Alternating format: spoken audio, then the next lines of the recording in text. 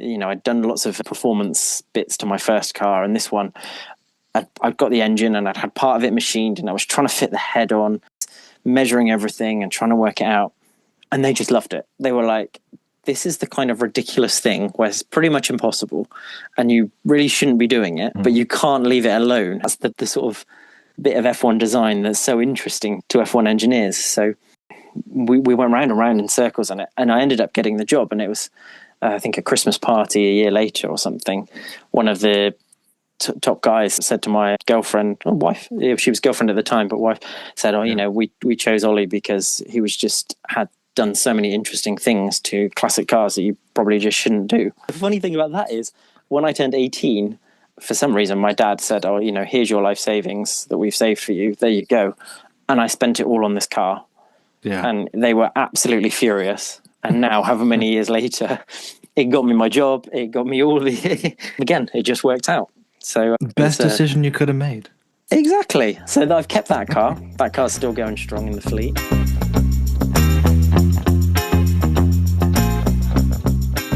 I just wanted to say thank you again for even coming on. My partner this morning was like, how do you know this guy? I'm like, well, 2021, I was looking for a grad school, and I was like, he went to Brunel. I'm interested in F1. Let's chat. And kind of funny, we've kept up over the years. Yeah, no, thanks for having me on. It's interesting, sort of like you make these little connections in time and then they just keep going, don't they? Some of them, and others fizzle out. So it's cool. Very cool. For sure. And I was going to say, you went to Brunel for undergrad, right? Or for the whole shabazz. So there you go. Yeah, my bachelor's and then my master's as well. So yeah. So a big fan of Uxbridge and kebabs right off campus. Yeah, the dream of being in London, but not really in London. Exactly. Yeah. When I've tried to explain it to people, I'm like, well, you take one train as far west as you can go, and that's where I was. Yeah, that's about right. Yeah. Well, I guess tell me, so growing up, did you grow up a motorsport fan? Is this something you kind of came to teen years or something like that? How did you first fall in love with F1? Oh, gosh. So my dad and my uncle were just massive F1 fans. And my dad was really religious. So church was first, but then F1. And to the point where we would sometimes come in from like Sunday, you'd rush home from church, and Sunday roast would be beautifully laid out by my mum, the whole works. And it would be scooped onto a plate, and then you'd sit in front of the TV to watch the F1, which I'm sure she wasn't best pleased with. But yeah, I had this all the way growing up. There was always F1 was a big thing. Like me and my cousin, the cousin of the uncle, we remember the day like Senna died. Like the whole family was just like, oh, this has happened. It's like a really big marker in his life of like remembering how it affected sort of their family dynamics at that point and stuff. Yeah. So yeah, motorsport was big, but only F1. Like nothing else really featured. No other fast cars or anything really. My dad was F1 single-mindedly, and so I kind of grew up with that, and I think that's kind of one of those. You think like, dad loves this. Maybe that's what I should be doing. So I think there's a little bit of that in there. That's great. Within that same area of questioning, is your dad still a fan, and has he been able to get involved at all with the kind of work you're doing? Have you been able to bring him on tours and such?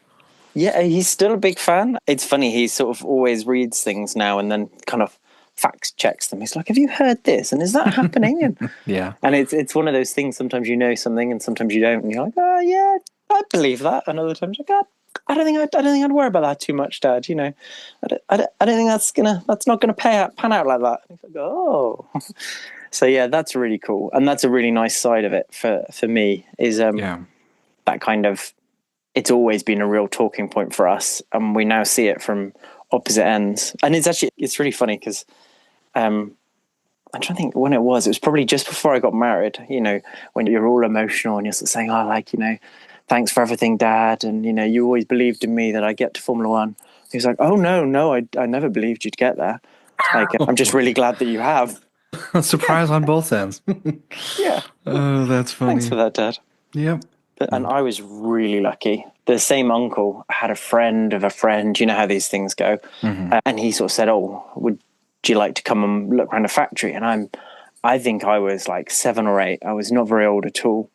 And so we went, and it was actually the old Williams factory. before it was in Grove, when it was in Didcot. So a long time ago. And we got to show round, and they put on a really good day. You sort of go to these different bits of the factory, and they have some of the old cars and some bits of, last year's car and stuff. And I don't remember much of it, but I have this really vivid memory. We run the car now on like a 7-post rig. So you have, one for each corner and then simulating the other downforce. And I think this thing was like a 4 or maybe 5 at push poster rig. And it's running the car and it's banging around, and it was so loud. And, at that age, you're just mesmerized by things like that. And I sort of, what's happening? And I even remember the guy saying, the car is literally running around Monaco, and we're just testing like the suspension and how the dampers work. But the car is running Monaco, but here. And it blew my mind. And I sort of talked to him, as best you can when you're 7, you're sort of like, how does this happen? He's like, I'm an engineer. This is my job. I set the car up to race at different tracks. And I was just so lucky because that was my switch. That moment I was like, oh, he's an engineer and this is what he does. And I want to do that. Mm-hmm. And it just shaped the rest of my life in a way I didn't really appreciate at the time. All through school, people are like, you need to do, what subjects do you want to do? And I'm there like, does this subject feed into working in F1? And if it does, yes, cool, I'll do it. If it doesn't, I'll just drop it. And I mean, there's this gulf in the different grades I had, like anything that I needed and I wanted was like high grade. I paid good attention to it, worked hard at it. Anything that I didn't think did, I just dropped. I just paid no attention to.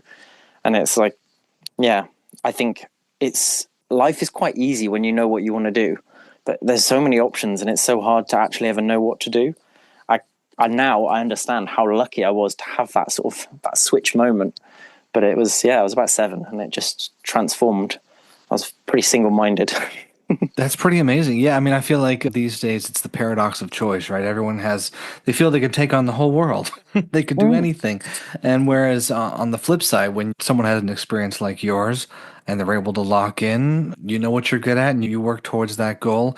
Do you feel like you ever got dissuaded or persuaded otherwise? Or do you think you went all the way through your education, got in to start working at Williams and you knew this was it? No questions asked. Yeah, and the second, I think I didn't really come across anyone that sort of said, you'll not make it. Or if I did, they were people I thought, you don't know, Yeah. I had no concept that my parents didn't really expect me to do it. It's only as you get older and once I'd made it that Dad sort of said, I didn't think you would. I went through quite a period. I got diagnosed with dyslexia, and I'm trying to think what sort of age I was with that. And that was like that was probably the only time I really doubted myself. You get a bit of extra time in exams, but I was having lots of going to extra lessons to try and figure out like just things that everyone takes for granted, like how you spell the same word the same multiple times rather than just making up spellings each time. Yeah. And that was probably the only time I doubted I would get there, because I was sort of thinking, I don't know if I'm going to make it now. I'm not sure. Like, is this too much of a step for someone like me to achieve? But it turned out you can sort of push your way through anything if you push hard enough. That's great. And great that you had a challenge and overcame it enough to get into what you knew you wanted to do. I guess my next question for you is, for everyone listening, I guess we hadn't started the episode off, but will you state your current job title and then explain a little bit what a senior design engineer does? So, I'm a senior design engineer at Williams, and I actually I work in a really interesting group at the moment. It's called Special Projects. And so previously, I'll give you a sort of whistle word. Mm-hmm. When I first started off, I worked in sort of the engine group. So we at the time we purchased our engines, and so it was all the installation stuff of how you fit an engine into a car, and all of the stuff that goes with that. Checking you got the right cooling. So I did that for a bit, and then I moved into more of a hydraulicsy role. So I did quite a few of the hydraulics components, and I worked in that group for a few years. Then I moved to another group that was doing, and this is all inside Williams, that was doing, I suppose, like we did bits of pit equipment, and we ended up owning the steering wheel and a few other things. So again, I moved around, I did bits like that. I designed the current Williams jack. Wow.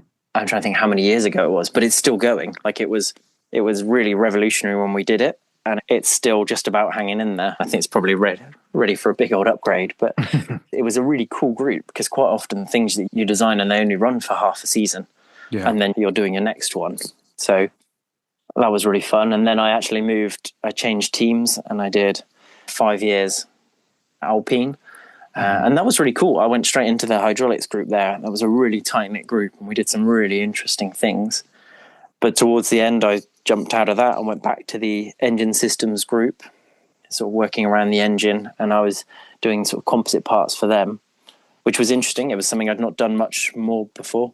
And people sort of see Formula One and think, Formula One, you understand all the carbon and the sexy bits, but I really didn't. All I did was metallics and hydraulics and little bits of electronics, as it was small bits. I have a really funny memory of when I first got into F1. It was a placement year at university, and I had so many people like looking at the car and be like, "Oh, well, which bit do you do?" And at the time, I did the pump in the fuel system, and I was like, kind of in there. And they're like, "Oh, would we see it if it crashed?" And I'm thinking like, "Oh gosh, no! I hope you never see it. I hope there is no way this ever comes out." That's a bad sign if you see that. Yeah, definitely. But so on a day-to-day sort of, when I was that kind of design engineer, from a day-to-day, you'd quite often have sort of last year's or the previous iteration of the assembly that you were looking at, and you'd kind of assess it for its weaknesses and its strengths, what bits worked well, what bits, what needed improving and where it could integrate.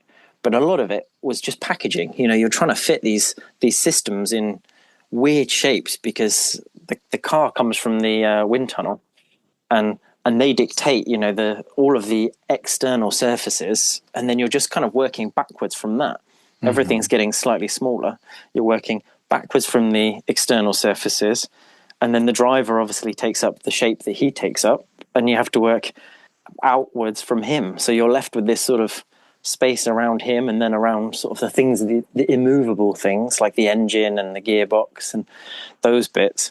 And it's sort of a packaging exercise. You're fitting these things in and trying to make them as light as possible and still work, even though you've changed the shape of them, and try not to lose too much functionality. And so that side of F1, you're doing it all at a really fast pace, I've got a few friends that have sort of did the same course at me at uni and went off and have gone into other industries. And it's always interesting when we chat, they can work on sort of quite single parts or maybe sort of what I would class as like a small assembly. And we'll be talking about it, and they'll be talking, sort of, I've been doing this 6 months or something. And I'm thinking, my assembly is however many, multiple times more parts, but we smashed it out in like 2 months, a month and a half, just because that's the fast pace of it. And I think that's where the real difference is because the car on the track is only ever a prototype. It never gets to a finished article. As soon as you've got to the point where you think that's really good, the next part has, the next request to change has come in, and you need to change it. You need to make it better. So you're always shuffling things so fast. I think that's hard to grasp until you've seen it happen. Yeah, I was going to say when I first started to realize all the different regulation changes and things too, I was so surprised thinking, like you said, it's a sprint every year. It's never a marathon. It's change this. Oh, the car's in a good place, new regulations. It's all brand new, right? Oh, yeah. And even you think you've got it sorted, and then a different track throws up something else, and you're like, right, that's all coming off. Next thing. Yeah. What do you think is like the biggest challenge you've seen, at least in the work you do in designing an F1 car, that people just would not realize? I heard recently about water pumps and like having water for the driver, or they have to stay a certain weight or size, and the smallest variation can be a problem. But what do you think people or viewers don't realize is one of the more difficult parts? Okay, yeah. So like people understand these cars need to be as light as possible. You're constantly trying to like get all the weight out of them, make them really light. But they've got a specific weight balance you have to have. You can't have all your weight at the front or all your weight at the rear. There's a very narrow window of operating weight the car has to be. You have this perfect weight distribution, and there's sort of a perfect one that you're aiming at, but there's also a legal one. So sometimes weird things happen, like you have a way to make the front wing really light, Yeah. but if you make it light, then you're going to end up with your weight distribution in the wrong place and then be illegal and end up with a heavier car overall. Oh, And wow. it's like things like that. There's all these silly things where you're thinking like, oh, this must be great. I'm making this lighter. But actually, it's not. You're trying to shift weight from one end of the car to the other. So, yeah, there's loads of silly, I say silly, they're just rules. They're just something you have to obey. But they very often trip you up and you end up doing things that seem very counterintuitive. And I often see on the forums, people, oh, why would anyone ever do this? And you think, yeah. From the outside, it seems ridiculous. But when you go one step deeper or the next level in, you realize it's a bigger compromise than you realize it could be. Yeah, I know in American football, we call those fans armchair quarterbacks. So it must be armchair team principals. Yeah, Yeah. definitely. My next question, knowing that James Voles is now at Williams, right? Hmm. Let's say he comes in from his years and years and years at Mercedes. How long does it take to catch him up to speed as far as how different your car is, or is a lot of it kind of transfer over? I know you went from Williams to Renault Alpine and then back. Is there a huge change team to team as far as how things work or how the car works or part sizes, everything else? It's interesting. One of my friends left and went to Renault just before me. And when I got there, his comment that really stuck with me, he's like, it's exactly the same, but everything is different. And I think that sums it up. Like everyone's doing the same thing, but slightly differently. And a bit like that compromise I was talking about before, because people are doing things in one direction and something else in another, you can end up with these very weird situations.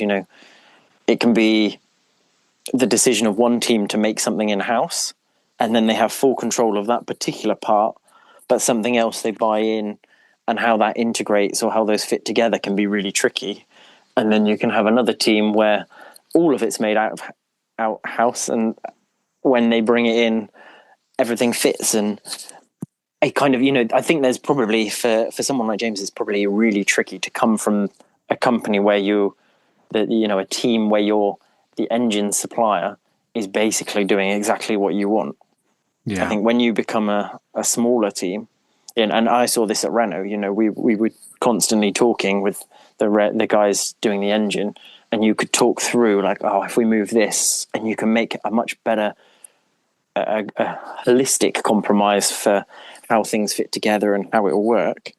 But as a team like us, or some of the smaller teams, you're buying the engine, and you can change some bits, but the general architecture is not to your choosing. And so I think that's often quite hard for people to understand.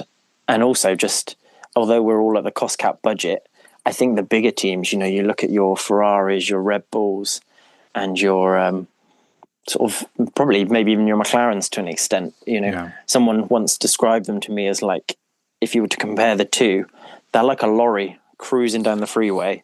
It's so hard to change the direction, but once they're going, they're just chewing up the miles absolutely fine. New parts come, they need a front wing, in it comes, the design comes in, out comes the front wing. Need a new bodywork, out it comes. Yeah. And then you compare that to the smaller teams. Like the smaller teams are like minis, like classic mini. It's on the motorway, it's in top gear, it's absolutely hounding along. Everything's a struggle. Your parts come in, you panic, but you get it out, and your parts, everything's a rush. There's none of that momentum. There's none of that sort of freewheeling capability. Yeah. And I think that's probably the hardest thing for people from the big teams, these big successful teams, to get right, is to come in and be able to be like, right, cool, my funds and my abilities are massively limited.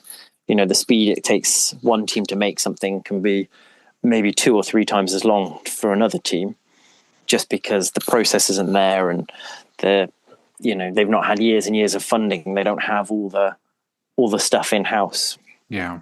I think that's where it's really difficult. Yeah, I was gonna say it seems like there can be a gap between those teams. And asked a handful of people for questions. We'll go to some audio ones. Like I did have one friend text me a few, and he was asking, how would development change at a midfield or back of the pack team if the cost cap were eliminated? Would it just become so unfair that it's like hard to watch, or would it be, do you think, more exciting? How do you think that factors into what you're talking Oh, about now? it's a good question, and I have a real love-hate relationship with the cost cap. Like I Yeah. can see how bringing it in has really helped the sport. We've gone from no teams being financially viable to nearly all of us being profitable, Yeah. and limiting that spend and limiting that research is brilliant, and it sort of bunched the grid up. But then it also means that actually as a company and as a sport, we're talking about efficiency so much. Every team's got so much money to spend, and they have to spend it wisely.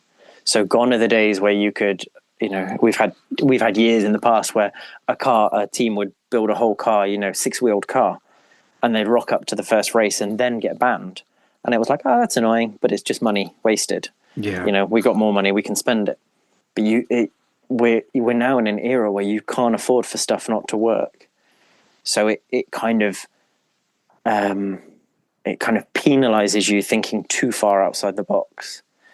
As soon as you start moving too far out of the box and it might not work, that's an investment that could be a new front wing or could be a new aero upgrade. So you're having to fight much more for budget, which, when I very first started in my career, even though Williams wasn't particularly flush with money, it was things were not budgeted in the same way. It's like, if that's going to work, let's design it. All right, cool. We've queued up a designer. He's done all the work. Right, let's get it on the rig. Let's see how it looks. Whereas now we're thinking so much more about, do we do this? Do we do that?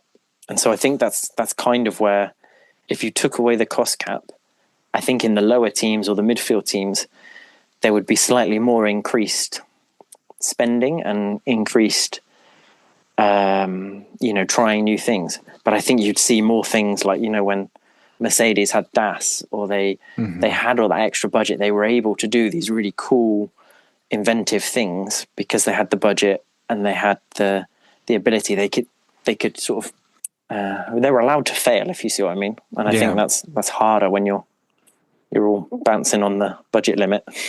Yeah, both risky, but different kinds of risks for sure. Another question that he had was, what design restriction or rule would you personally like to see changed? Is there something that you think is arbitrary or holding back the cars or racing a little bit? Oh, great one. And I think, like, I would put this down as something like the engines.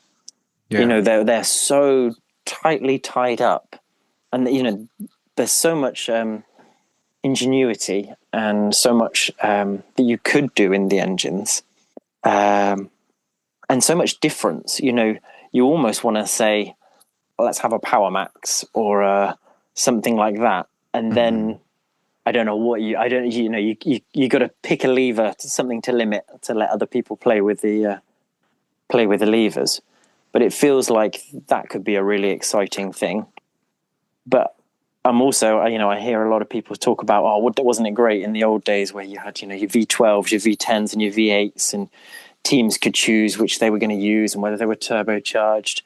And I think that part of the problem is now, like, we can simulate stuff so well that I think most teams would end up simulating the best solution, and then we'd probably all hone in on something fairly similar. Yeah. And so you wouldn't have these days of, this car's great on the straight because it's twice as powerful, but it weighs twice as much. I think everyone would sort of iterate quite quickly to something fairly similar.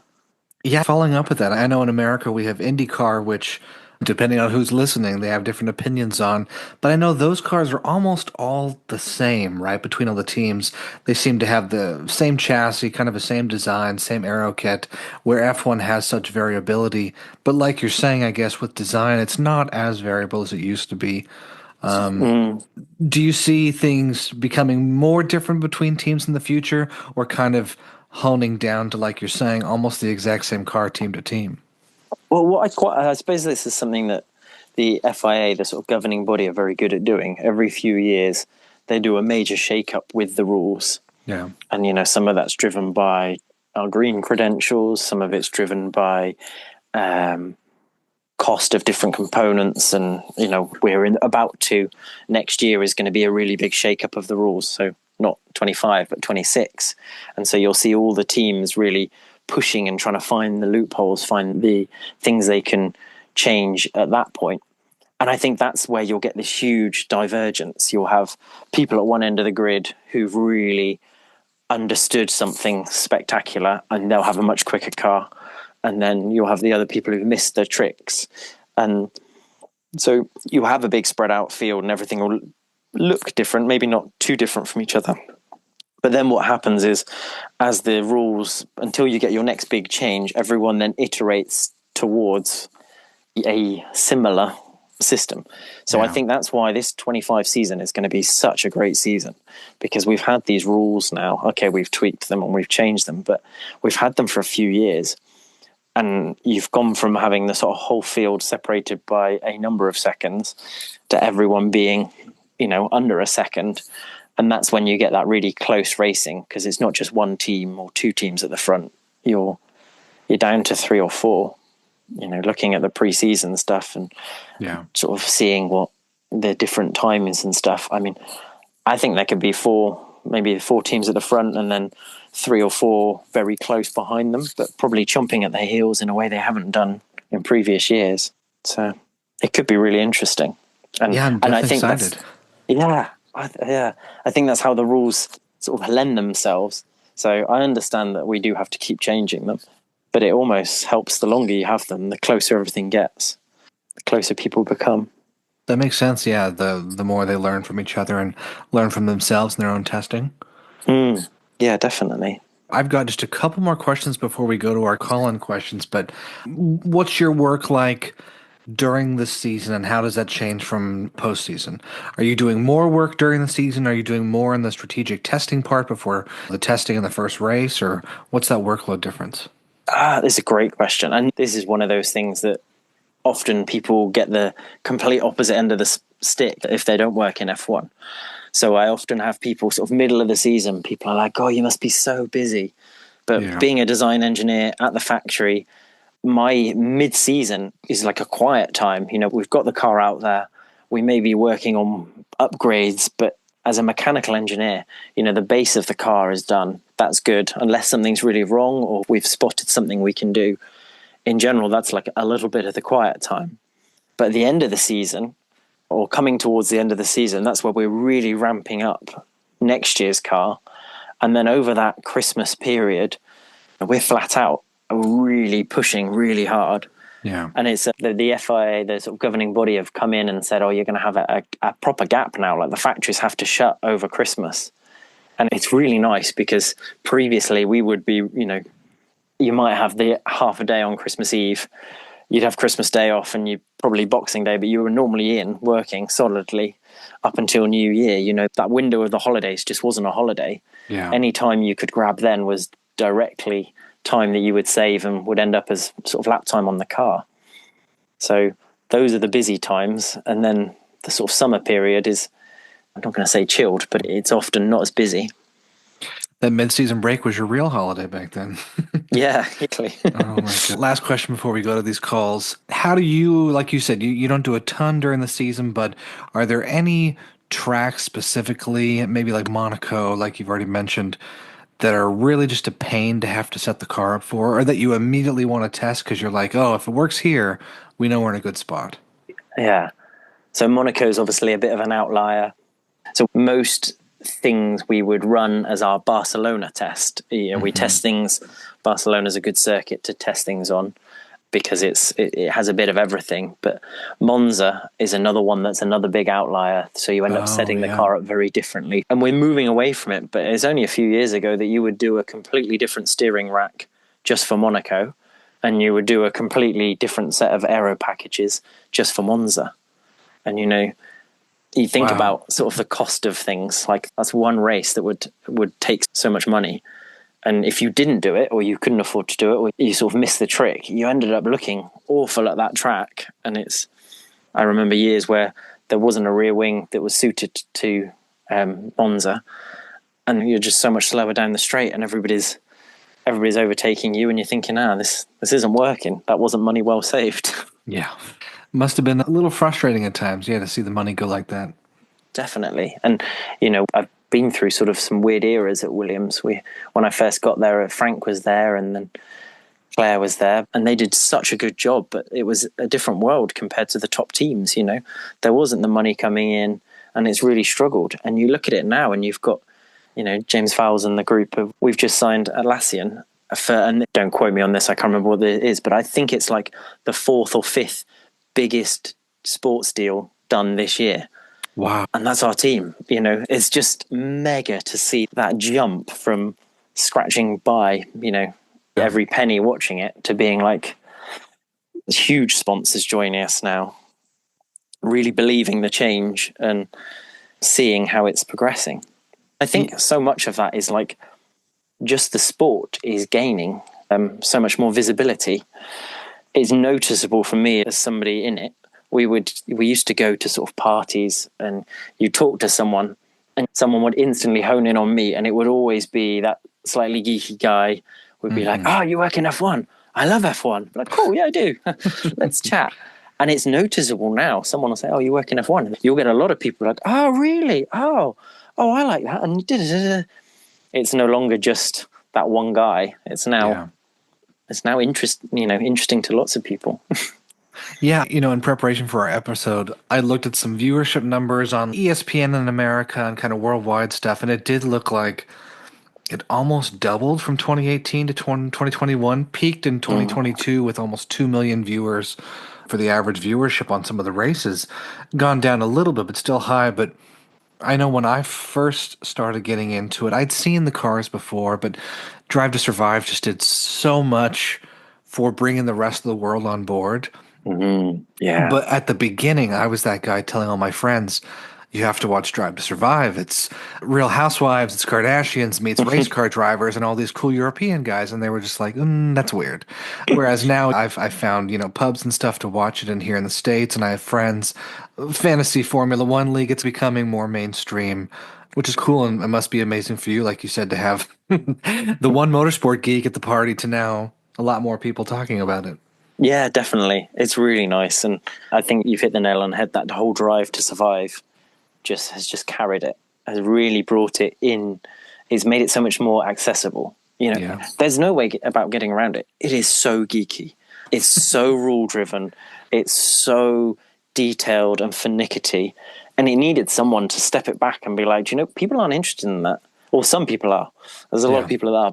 But your average person much more cares about the stories and the personalities and the driving armor behind it. And when they all tell great story, but it's hard to see that on a week-to-week basis. Whereas I think, like you say, the Drive to Survive, once you pull back and you step back, it does a great job of that. I think it's made it so accessible for so many people, which is really nice. Yeah, definitely amped up the drama for sure. Yeah. Well, let's take this time, go to a couple questions. These are all actually friends in my Formula One fantasy league, so we've all been watching. We talk about it from time to time.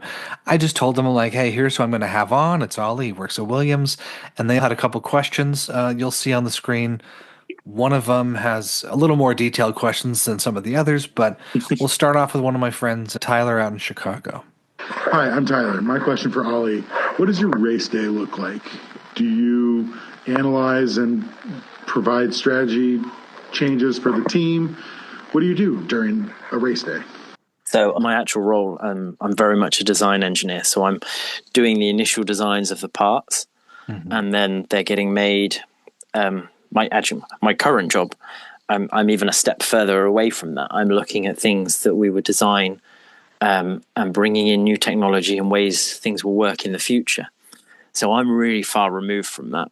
I'm not one of the guys that has to worry about things on the race day or do any sort of strategizing or anything like that, which is great for the team because I would be rubbish at that.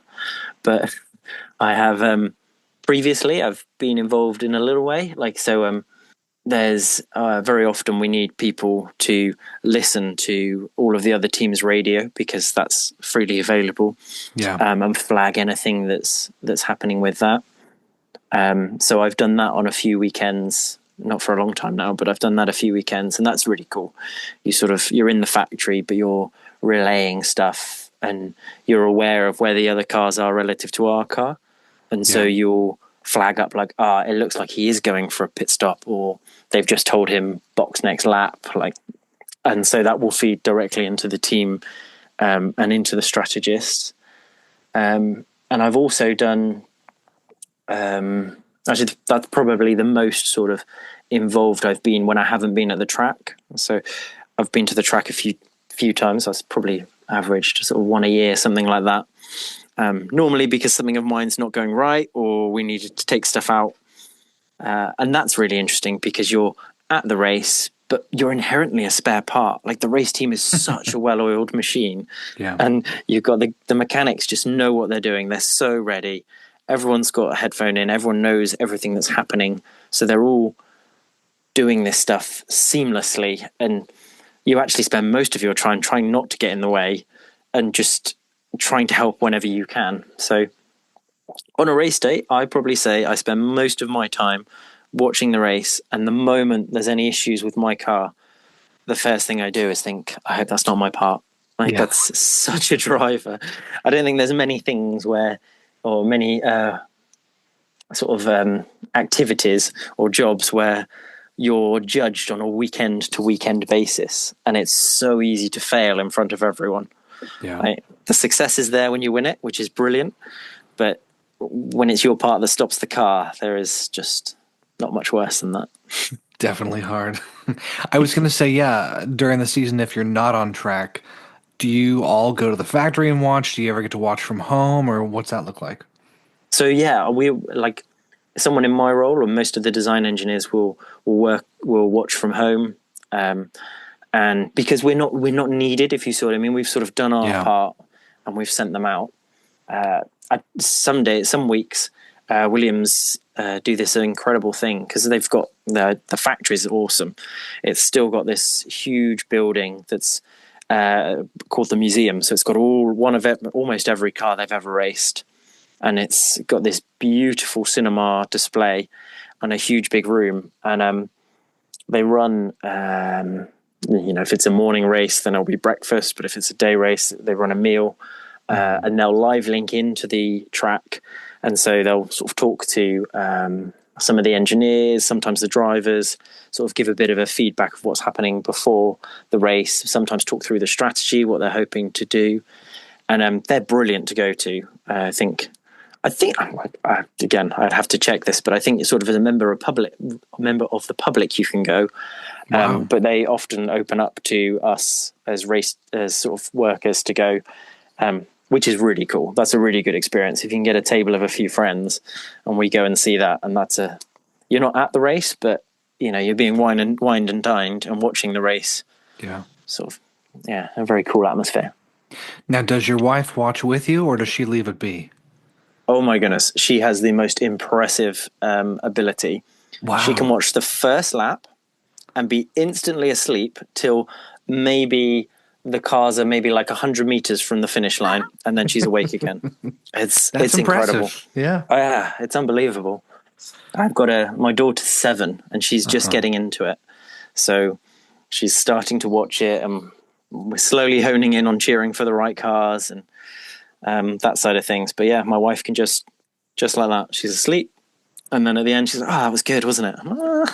I'm not sure you know that, but yep, I'm glad you were next to me, love. Whatever you say. That's as long as I get to watch it, I'm happy. Yep. Oh, that's too good. Well, let's move on to my friend Bryce. He's got a bit of a technical couple-parter question, so I'll pause it after each part of his question for us. Cool. Hey, this is Bryce T calling out of Los Angeles, Mercedes fan since 2013 and Lewis fan since 2014. Got a couple of two-part questions for you today. The first is, it's well known that within racing, and specifically F1, engineers and team principals are constantly trying to push the boundaries as it relates to the rules and regulations in order to gain a performance advantage. My question is, how do teams draw the line between what is gray zone and what is cheating? So we'll pause there before a second part. Okay. Yeah, that's a very good question. So I think it's always a grey zone if you can exploit it and make your car faster. I think that's what I would say. Even if it doesn't seem like a grey zone to everyone else, as long as you think you can make your car faster, it's definitely a grey zone. Mm-hmm. But there's an interesting sort of feedback loop in the system. So obviously members of the teams swap between teams and things like that. So if you're doing something that's, let's call it particularly grey, eventually somebody will leave your team and go to another team. So it kind of self-regulates itself because there's a method. What you do is, if you say you have spotted something in the rules that you think somebody else could take advantage of, and often you expect or you think somebody else is already taking advantage of that, you would then ask the governing body, you'd say, if I was to do this thing, would that be classed as illegal? And then the way the system works, then they would then publish that to everyone and say, with their answer, to say, yes, if somebody was doing this thing, we would deem that illegal. And that's often the red flag. That's the flag. Okay, somebody knows we're doing this, and they've highlighted that it's not legal. Yeah. And that's where you have this sort of tension of, okay, do you... I'm not saying that we never would, obviously, but if the team was, they would have the thing. They would say, okay, well, if this is illegal and it's now been stated it's illegal, do we continue doing it and have no defense if we get caught and know that it's completely our fault? Or do you then say, okay, we had our time in the sun, we ran that, now somebody has flagged it as illegal, the only thing that's fair to do is to take it off the car, because if we do get caught, then everything will go wrong. Yeah. And I've got a great example of that. Do you remember the old BAR team? This is quite a few years ago. They were the Braun? Yeah, pre-Braun. So they got called in for doing something strange with their fuel tank. And I think they disqualified for a race or two. I can't quite remember what it was. Mm-hmm. But basically, at that time, we needed to change something on our fuel tank. And when we went to the supplier, they were like, we are absolutely chock-a-block. We are changing nearly every race car on the grid's fuel tank at the moment. And we thought, I don't think there was just one team that was doing that particular thing. Oh. You'd probably guess that everybody was doing it. Yep. And that's why everybody is now changing their fuel tank. And it's things like that, and that's just hearsay, but it has that feedback loop of people going to other teams and flagging things up. So... So still some good checks and balances then, yeah. Yeah, exactly. I think his second part is similar to what we've been talking about. I'll play that real quick. As a follow-up to that question, looking at Ferrari's alleged 2019 fuel flow meter workaround, do engineers in the paddock see what they allegedly did as cheating or as an interesting solution within the gray zone? That's an easy one. If we weren't doing it, it was definitely cheating. If we were doing it, I think they were very unlucky, I think. Yeah. and that's often the way it goes. You'll see some very polarized opinions from people. And basically, it nearly always comes down to if you thought of it first or you're getting an advantage. And I think that's what's interesting, is that Drive to Survive sort of takes out quite a lot of that posturizing that team principals have to do. They support one thing, but they think something else is awful. And a lot of that is because they want the rules to go in a particular way, and they want to sort of control over things like that maybe is not obvious unless you know what their goal is, what their end game is.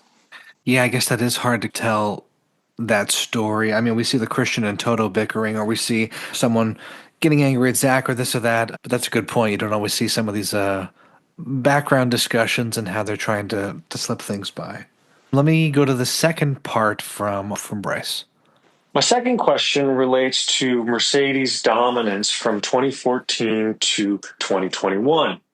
After the first few races of that 2014 season, when it became apparent that Mercedes was miles ahead of everybody and it was going to run away with the championship, how did teams keep morale up within the paddock when it was clear that it was going to be impossible to catch Mercedes that year and potentially for years to come? As a follow-up to that, What was a more interesting championship battle to watch from the paddock? 2016 battled the Silver Arrows, resulting in Nico Rosberg winning his first and only world title, or the 2021 World Championship battle that ended in the Yas Marina debacle and robbed Lewis of his 8th world title. Thanks. A little personal bias there with that final question. But, Yeah, I feel like we've got a deep fan there. It's good to see. Yeah, really good to see. What was the first part of that? His first part was, how does everyone, with that dominance of Mercedes 2013 on, how does everyone keep morale up on different teams or people who are lower in the paddock? And that's probably only really noticeable for the 2 or 3 teams around, that are used to winning, because they've had the biggest change. They've had that chance of winning pull away from them. Mm-hmm. But for the lower teams, I think not too much changes in the sense of every race, such as the nature of F1, every race you're out there thinking, it could happen. Something could happen. We could have just got this right. We could have the lucky crash. The rain could come at the right time. Everyone is so innately positive and sort of believes in their cars or believes in their team and believes in the luck of getting that victory. I think, people do lose morale. There's no way to sugarcoat that. It drops off a cliff when you've got a dog of a car and everyone else has got a quick one. Yeah. But there's always that sort of belief that we can figure it out, we can turn around. I think that's, stories like McLaren have had such a turnaround in a short period of time. Mm-hmm. Even, Alpine last season. Yeah. They went from right at the very back of the grid to getting some thirds in there. And you realize that it is possible and it does come and it can happen. And when you know that, I think no one really understood that the Mercedes dominance was going to go on for so long. I think, if I'm really honest, we all thought, this is a great engine. And at Williams, we had that engine and I think we were probably the second fastest car that year. I think we came away with third, but I think realistically, we probably should have got the second. Mm-hmm. And so it was great for us. It was one of our best years in a long time. We were loving it. But even then, we knew we weren't ever going to get that first.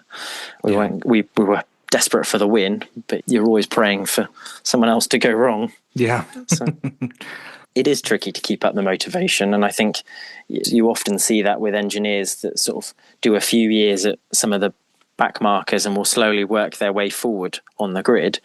And I think part of that is sort of jumping up and improving your career. But a lot of it is the motivation to go to work. If you know that you can get that win and those victories and more points, more sort of positive feedback for what you're doing, it kind of makes sense to do it.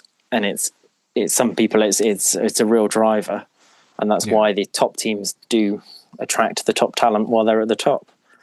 And after they stop being at the top, you see top talent disappear from them quite quickly, because that's, if you've just won a championship, all the other teams want you as a design engineer because they believe you know how to win the championship, but also you're unlikely to keep winning it. And so it's normally quite a good time to jump ship. And for the second part, do you know what? My opinion of Rosberg went through the roof when he mic dropped after winning the championship. Mm-hmm. I'd like to go on record and say I am not a racing driver, and what they do is just mind-blowing. But I also think that Rosberg is no Hamilton, and there was a lot that happened that year that played into Rosberg's hands. Mm-hmm. And I think he was really clever. He did a lot of things that year that were clever, and he played a lot of mind games. But once he won it and he walked away from it, I just thought, fair play to you. That's all you've ever wanted, was to win that championship. And you've just done it. And you've gone, cool, I'm out. I'm done. I was really impressed by that. Respectable, definitely. I mean, in a lot of other sports, you don't see people win the big dance and then be done. So no. You so often see people have their heyday and then just hang it in there. Just always hope for that bit more. I was really impressed by that. Yeah, what a good season. And for anyone listening who has not gone back to watch those old races or any of the recaps, that's definitely one to go back and watch. Oh, yeah, there's some great battles. The car is so evenly paced. Yeah. And the drama of the two drivers, but there's also the drama of the team just not quite knowing how to police this or what to do or how to manage these two heroes inside their team. Yeah, it definitely feels like for those who got into it during Drive to Survive, they saw a very different dynamic with Bottas and Hamilton, or even, Verstappen and everyone else who's come and gone there at Red Bull. Yeah, definitely. Well, let's go to my friend Annie in Chicago. She had a question, kind of what we've been talking about here about drivers and teams and where your allegiances lie. Hi, everybody. My name is Anne, and I am a new Ferrari fan because I'm mostly a Lewis Hamilton fan. And that's kind of why I have this question for Ollie. As someone inside F1, do you think it makes more sense to cheer for a team or for a specific driver? I've kind of always been interested because I love Toto and I love Lewis and I love Valtteri, but I don't really like George. So now I'm like, ew, Mercedes. So anyway, thanks. I love that. And so I grew up, Dad never had a favorite. Dad was in it for the sport and he loved a good race. He had people he didn't like and he would often be disappointed if the wrong person won, but there was never the right person to win. It was always, he really enjoyed that. And a little bit of that has rubbed off on me, which is funny because growing up, I mean, there's about 6 years of my life. I think every photo you see me in, I'm wearing a Ferrari t-shirt. My dad maintains it's the same Ferrari t-shirt, but it physically cannot be. But yeah, I was wearing a Ferrari t-shirt and it's still on my CV of something I really want to do. I want to tick that box and go work at Ferrari. Yeah. I feel like Ferrari is Formula One. And so I do love that. But I would also say I'm not there every weekend rooting for them to win. Mm-hmm. And I think Anne's got it right. You know, people do shuffle around. You like a driver and you enjoy their driver. I was a huge Bottas fan and a huge Ricciardo fan. And sort of watching them move to different teams, sort of being like, oh yeah, I really support them now.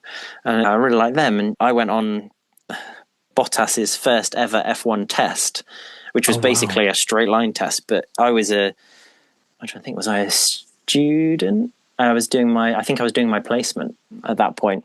Yeah. And so he's only a little bit older than me, but he was like a kid at Christmas. I remember we're at Silverstone. It's not particularly nice weather and testing clutch paddles or blown floors. That was it. We're testing like blown floors. Mm-hmm. So we're just trying to get some mileage on the car. And, he's been out for one quick run and we've all got our headphones on and you can hear what the engineer's saying. And the engineer's just sort of, I can't remember what you're ready to go, pull out of the box, Bottas. He just lights it up. He just lights it up and goes. And when he gets out of the car at the other end, he is grinning. And they're like, so just step it down. There's a lot of people around. Everyone's trying to calm him down. He's like, I'm driving a Formula One car. Like, how am I not going to enjoy this? And I just love that. That was he was so meticulous with certain things. And then there was this real gleeful bit that would just pop out every so often. Like, this is cool. This is very cool. Yeah. So yeah, I must admit, I like a person, I like a team, but at that time, I have no deep allegiance. It's not like football, I don't think. Yeah. I very rarely meet somebody who's like, I've loved this team my whole life.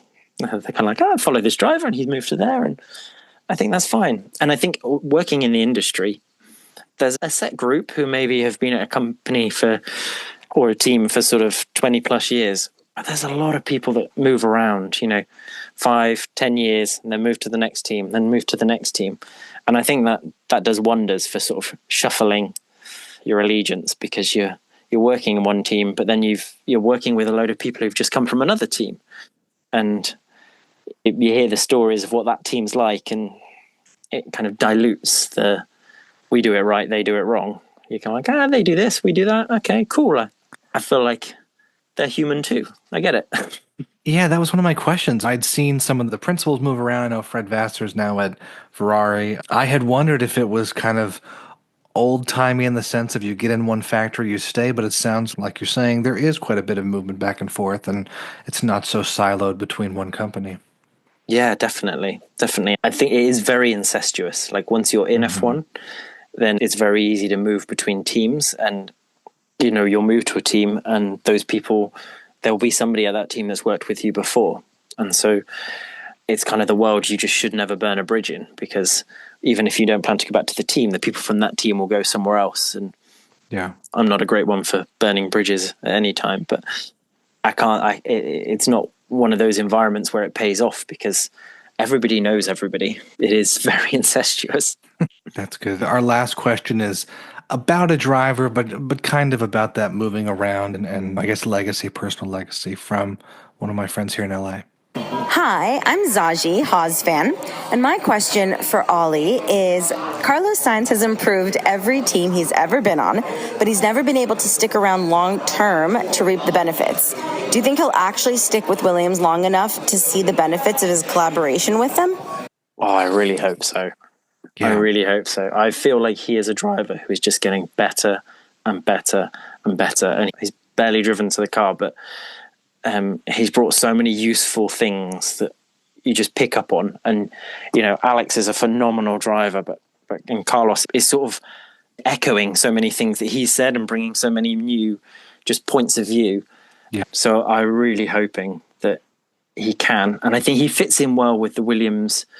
Williams doesn't take itself too seriously. It's a very fun place to work, and people are happy to be there. And I think he fits in well with that. He's 1 minute saying we all need to push as hard as we can. We need to make it really do this. And then the next moment he's making jokes about his hair and what he needs to do about that. And it's like, that bodes really well, and that works really well with the team. So I'm really hoping he can stay and reap the benefits. And from a very selfish point of view, even if he doesn't, as long as he brings the team up, I'm happy with that. Yeah, he's been an interesting one. I'm a big fan of his and just his racing style and the way he carries himself. But I remember from when I started watching it, he was on Toro Rosso and then Renault and then McLaren and then Ferrari and now over here to Williams. And for some, it kind of was like, is this a step down? He's going to a smaller team. He should be at Mercedes or elsewhere otherwise. But I, at least, probably like you, have a huge hope that he brings that wealth of experience in his style, and with James Valls and Alex, can bring not just more winning, but can help the team really develop again. Yeah, definitely. And what's really interesting, so behind the scenes, like him and James have been talking for a very long time. Oh, wow. So it's not like we wowed him with a big pay packet or a promise of just how good this year was or a talk about how next year's going to be. He's been having really regular conversations, and I don't know how detailed the updates were, but I know that they were having sort of updates on a regular basis about where we're planning to go, how things are looking. This is what we said we're going to do, and we've achieved it here. So he seems to really believe in the Williams journey, which is what you need. I think it's easy. I don't know if it's easy, but I think it's possible for drivers to go to a team and to say all the right things, but not to sort of believe or not to be willing to push any more than just for them. Yeah. But he really seems like he gets that this is a team that's trying to turn itself around and is working on things and is in this state of change that is just so painful for any team or company to go through, where you're changing loads of things and you're just having to get to the other side of that change. So I think it's brave, really brave of him to come, because like you said, I feel like it could easily turn into a massive step down for him if we don't deliver and if he doesn't get the most out of it. I want to say, I saw in some of the preseason press, he had said, don't expect us on the podium or top 5 this season. That's not our immediate goal, but we'd love to be there. And I think that's a good perspective, at least, to see as an audience member, as a watcher, to say, okay, the goal is always the top, but realistically and just knowing that he's going to hopefully be there for a while, there's more than just one goal. Yeah, definitely. Definitely. Well, I want to wrap up with one silly question, a couple others for people who are interested in F1 or working in it. But my silly question is, what car do you personally drive? And what F1 technological aspect or advancement would you love to see in your daily driving car? Okay. So we have a little bit of a fleet. So we've got some I've got classic minis were always my favorite cars. So we've got a fiberglass body shell classic mini. We've got a classic mini that has the the cylinder head is from a motorbike fitted onto the block of a Mini. And so when I went for my first interview at Williams, you sort of sat in the room, and all the other people that I was sat in the room with had all done a few stints at other Formula One teams. Like, I was clearly the least qualified. And so just as a student, and I went into the interview, and I think most of the interviews the particular sort of heads of department had chosen who they wanted to interview. So they only had 1 or 2 members of staff in there. Yeah. But I think I was a bit of an oddball. I don't think I fitted. I was called up just a few days before, whereas everybody else seemed to have had a lot longer to prepare. So I had the whole, it's this typical board meeting. I walk in, I'm on one side of the table, and I've got like 8 heads of department all on the other side, all asking me questions. Yeah. And I think I realized, I was like, I'm not getting this job. Everyone here is a lot more qualified than me. I get that.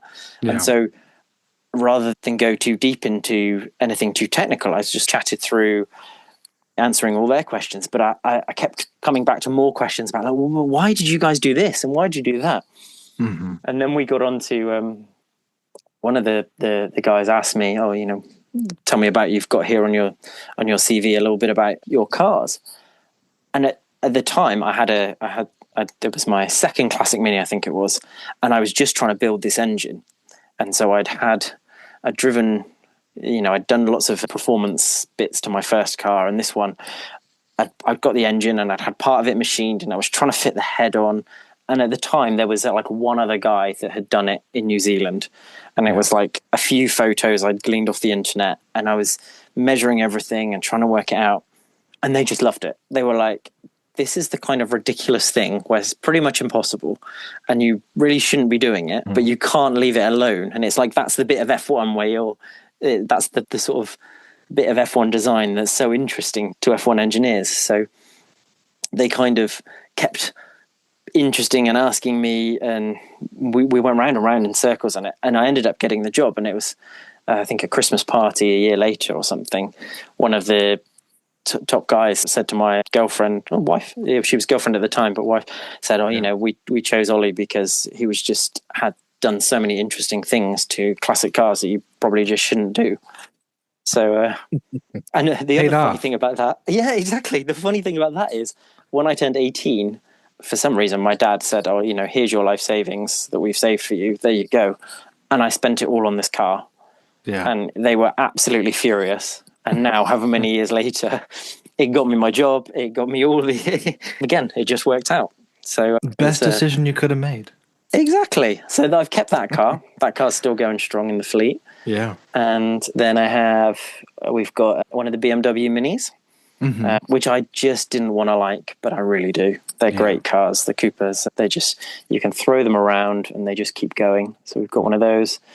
And my daily drive, still from my drive to Alpine, was a really long one. So I had a dirty diesel Skoda that just chews up the miles. Yeah, it does the job. It's not very glamorous though, I must say.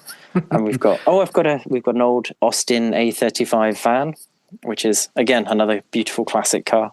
Not exciting to drive, I must say. Good, but like you said, a good fleet of cars for someone who works in motorsport and enjoys cars. Exactly. I worked my way through a good number, but I'm sort of becoming a bit more sensible at the moment. Yep. Well, what would you say is the most rewarding part of your job as an engineer? That's interesting. So I really enjoy it when you can get into that little state of flow. Mm-hmm. And there's a lot of bits of engineering that, the sort of design work where you can do that.